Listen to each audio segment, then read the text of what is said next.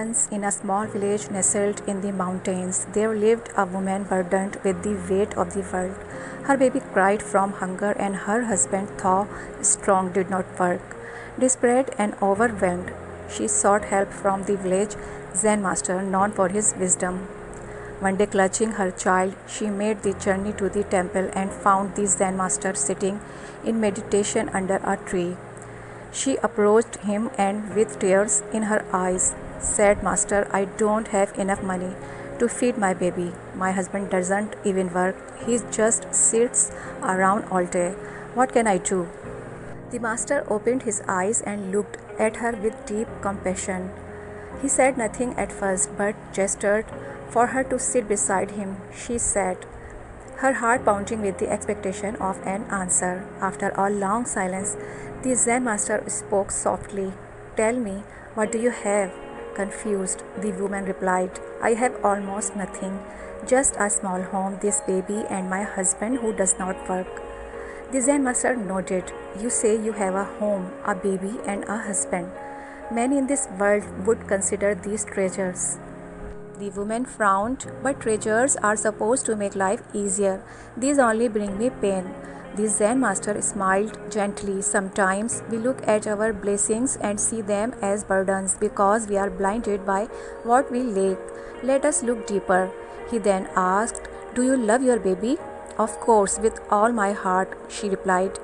"And your husband, does he love the child?" "Yes," she admitted, "but he does nothing to provide for us."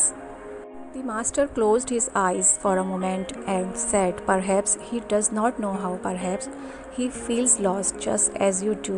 We often assume others do not care when, in truth, they are stuck in their own suffering." The woman was silent, reflecting on these words.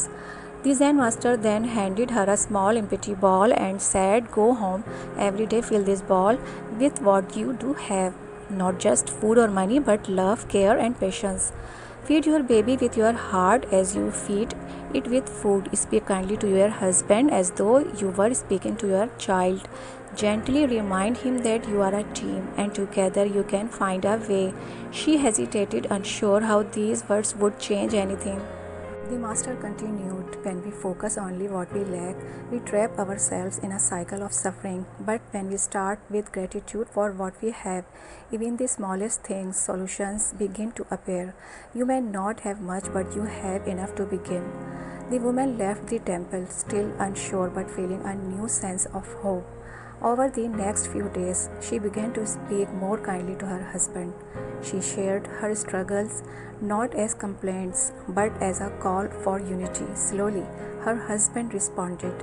He too was lost in his own despair, feeling like a failure for not being able to provide.